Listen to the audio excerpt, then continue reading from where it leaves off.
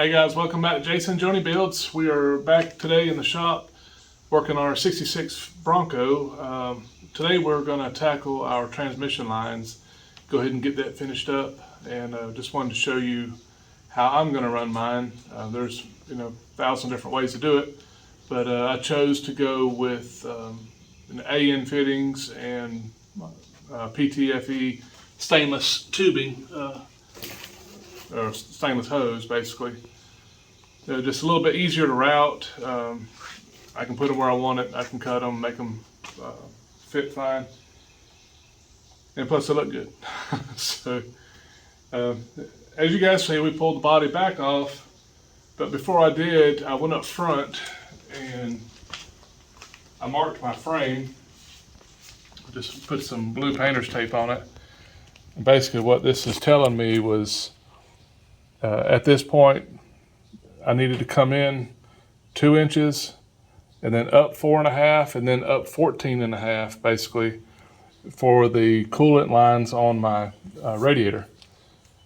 So what I'm going to do is before I took it off, I made sure that I could run my line straight down the frame rail like I did the fuel lines and the brake line on the other side, and I won't have to worry about the body hitting it or anything.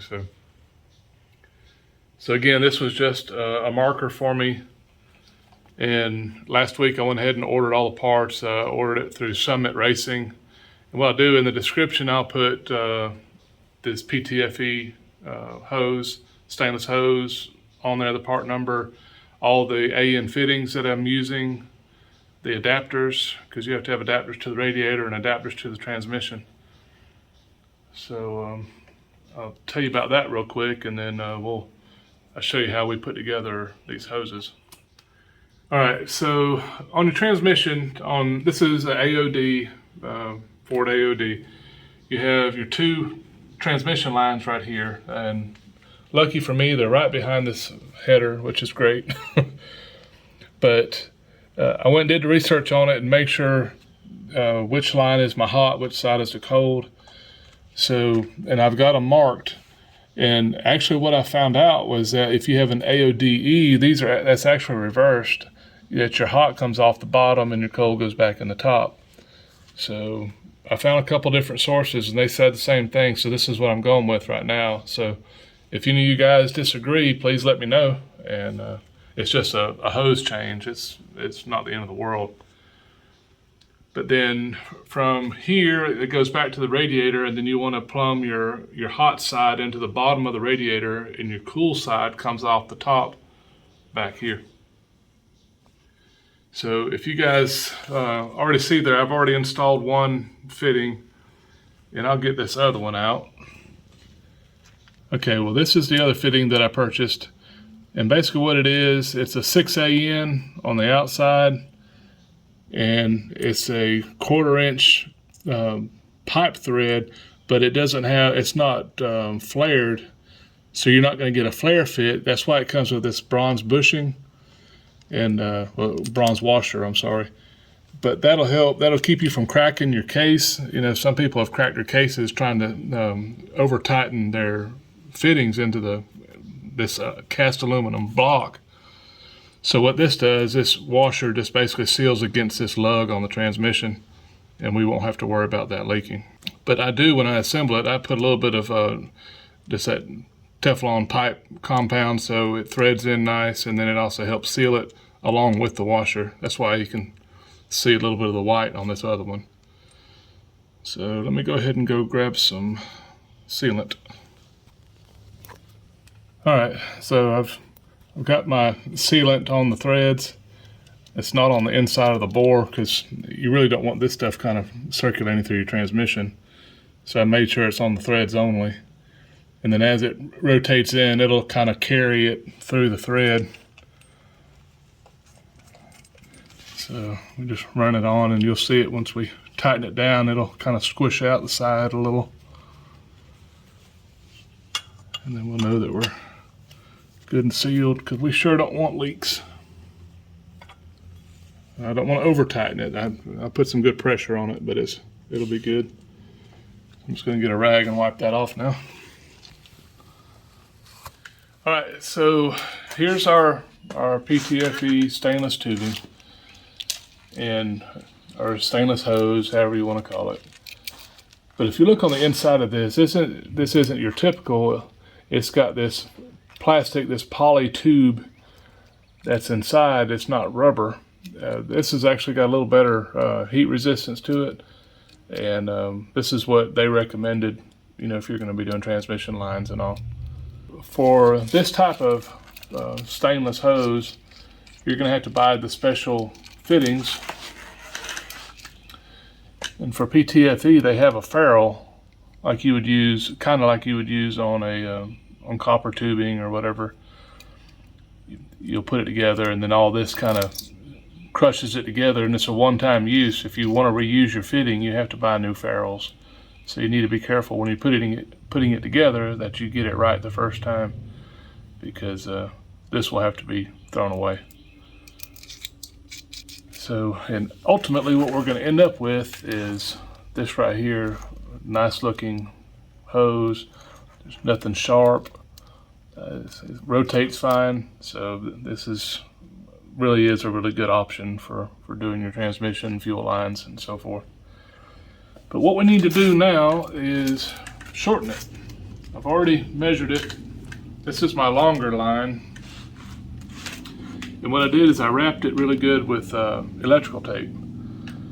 You need to wrap it before you cut it, because if you don't, it'll fray everywhere, and you're going to have to fray it once you get your fitting on. But you need to have your nut on there first, and if not, it's a pain. And I don't know if any of you guys play guitar, but if you've ever stuck your finger with one of those wires in the end of your finger, man, it'll send you to the moon. So just be careful when you mess with it. So I've got this wrapped. I'm gonna go get my hacksaw and we'll just cut it right down the center. All right, you guys excuse this dirty workbench. So basically I'm just gonna use my hacksaw. I'm gonna cut straight through the center, or close to it anyways. And then I'll take it to my grinder and kind of face it off before I remove the tape.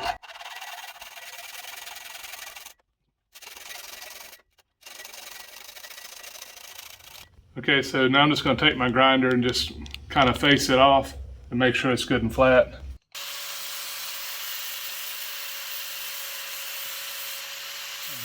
So I just wanted to make sure that's nice and flat.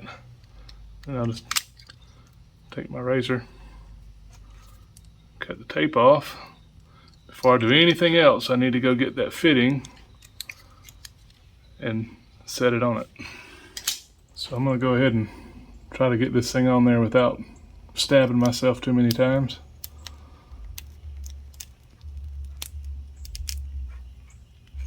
So there we go.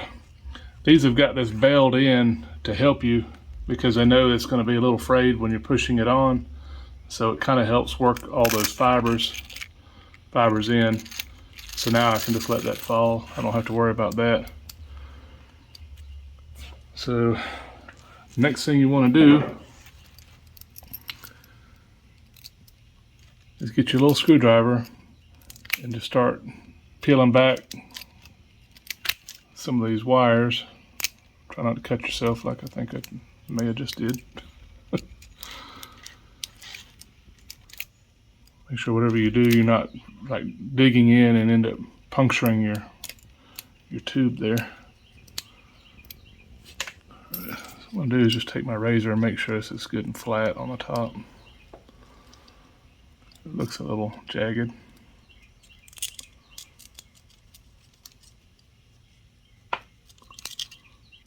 So now all this is pulled back. You want to take your ferrule, and it's sort of tapered. It'll only go one way because it's got a shoulder, so you won't drive it too far.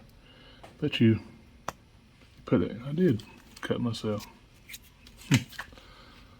Thought I felt it. Anyways, okay. With the ferrule in there, I like to take just a hammer. I have an old hammer handle, and just make sure it's popped down on there good. And it is. Then this piece will just slide into your tubing, and you bottom it out. So This portion here actually spins free. So what we need to do now is we'll push this up, and you can tell this is gonna just kind of capture all these wires. And then we're gonna put a drop of oil on your threads. Make sure you do that because you know it's kind of really binding on it, and you don't want to gall these and mess your fitting up. Just one little drop of oil. All right, so the first thing you want to do is make sure you get this hand started, that it's not cross-threaded or anything. And I've put this rag in my vise to kind of help protect this fitting. And I'm also wanting to watch right in here to make sure I'm not pushing this out, you know, that something's not wrong with the fitting or whatever, and it's the hose is just being pushed out the back. And they say on the package that you really want to tighten this up to right around 1 millimeter between these two nuts.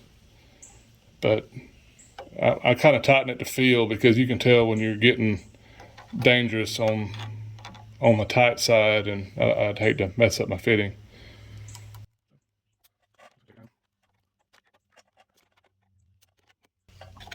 And I'm watching here, and it's not moving at all, which is good.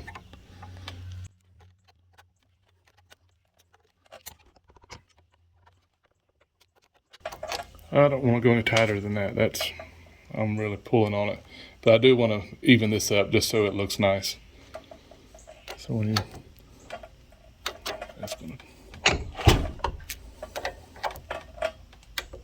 there we go. So it's not nice and flat. All right. So one of the more important things you do is I have some brake cleaner here, and these hoses. Whenever you get done, before you attach them, you need to make sure that they're good and clean. They don't have lint, they don't have dust or pieces of plastic or the tube left inside. So what I want to do is blow it from both directions. Make sure I turn that away from you.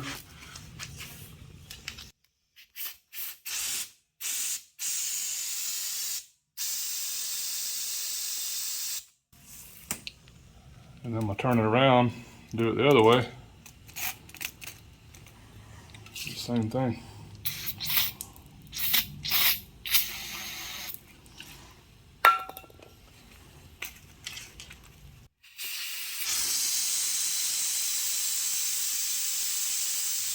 All right, with that, we have both of our hoses made up. My longer hose, this one is 10 inches longer. It's my cool side hose. It comes from the top of the radiator down and then back to the fitting. And then the shorter, of course, is the hot side. And again, we talked about that we're going to run these down the frame rail. So let me show you real quick what type of mounts I'm going to use. All right, I bought these again from Summit. They're Vibrant Performance, and it's called a line separator. So again, I'll put these part numbers in the description so you guys, if you're interested, you can look them up. It's a really nice piece. It's aluminum, and it should be durable. Okay, so the way we mounted these is I drilled a hole through the bottom here, just straight through it, into the frame. I tapped the frame, but then I countersunk the head a little bit of the screw. This is aluminum, so it's not going to go anywhere. But the OD diameter of these holes is just a little bit larger than that stainless tubing. So I'm going to put just a little piece of hose in each one of these to make sure it holds it tight. So this screw being in there won't affect it at all. So I've got two of these mounted already. I've got them equally spaced up the frame rail. Got one here, one just inside the frame, and then I've got one more up front. And I'll show you how I kind of tap these for these stainless screws. All right, so what I have here is I'm just going to drill it. I have a bit just to start with. What I want to do is do my best to make sure I get it in the center. Y'all may have saw on that other one, I kind of got off a little bit, so I ended up dimpling one of them, but again, it doesn't matter. It's not going to be seen. And this bit is the same diameter of the head of the screw, so I can kind of recess it just a little bit. Just help it get in there. When that's in there, That'll set a little bit deeper into the hole. It's not much, but again, I'll show you in a minute that we have plenty of room in these fittings. This is just a self-tapping screw with a 1/4 inch head on it. This has got basically the same threads that are on that stainless screw.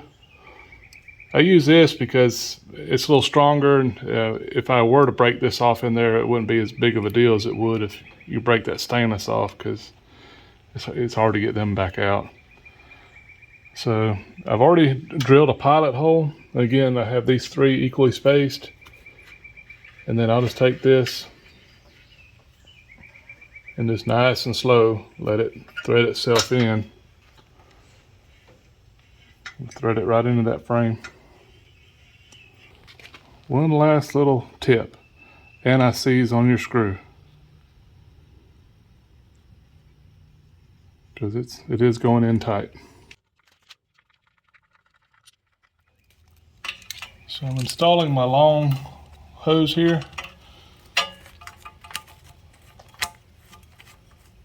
All right. I'm gonna get my short one.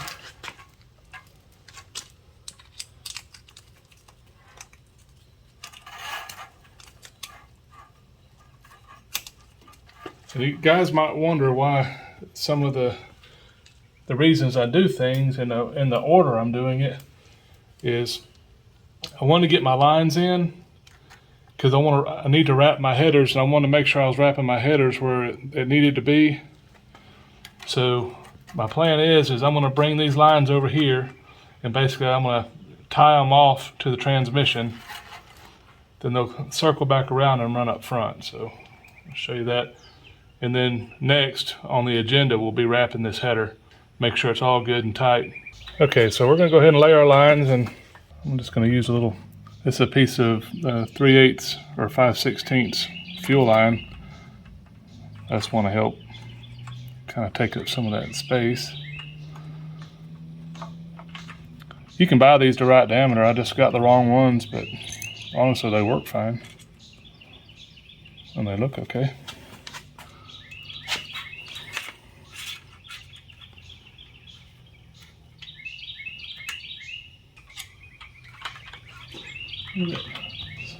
Nice and smooth. And do it 3 more times.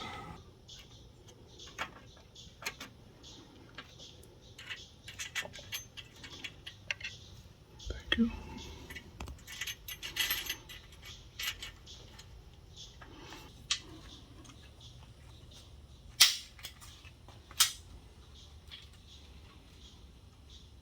So as you guys can see, it looks really nice. And again, these 2 lines go on the radiator. You'll see one's low. It's 10 inches that separate it on the radiator itself. 1/4 male pipe thread that goes into the radiator to 6A fitting. And again, all that will be in the description, but Summit Racing has all that. So with this, if I'm just a little bit short, how I have them run, I just loosen these up, and I have plenty. Back here I have plenty of hose left to run it forward and still be able to put a tie wrap around that. Matter of fact, I'll go grab one now.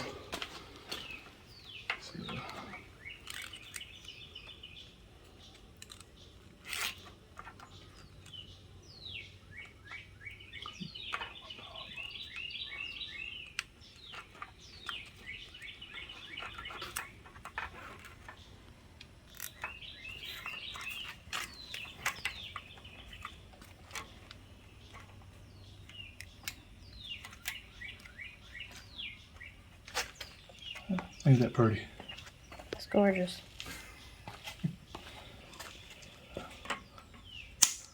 I think too much about this stuff. No, that's better. That nobody will ever see. Okay, and lastly, I had this fitting. This is a 6A to 6A, and while the radiator's not in it, I don't want these lines to sit open so a dirt dauber or something can get inside. So all I'm going to do is just kind of connect them together and just keep all the garbage out and don't have to worry about them. So this is just an insert right here at the end of this video. We'd already had the one you just watched done, but I wanted to show you what it looks like with the radiator in it. We're out here making another video, and I figured we didn't have it uploaded yet, so I could just stick it in real quick and show you guys the finished product. But here's our transmission lines. They're connected. So everything worked out just like I had hoped. And then you can see the route down the frame rail. So it's real happy with it. So anyways, I know sometimes you want to see the finished product, so that was it. So it worked out very well. We appreciate you guys hanging in there with us today, and hopefully you've picked up a nugget or two of information if you're wanting to run stainless lines yourself. I understand that the hard lines do offer a little bit of cooling, but with this thing being, the Broncos being such a close quarters, being at this proximity to the headers, I want to run these lines. They look better, they're a little bit faster. So you choose to do this, this might help you out. So anyways, just check out the description for all the part numbers. If you guys haven't subscribed, please do so. And just check us out on the next video. Let's keep this thing going. It's getting exciting. So thanks again for watching. You guys have a good day. Bye.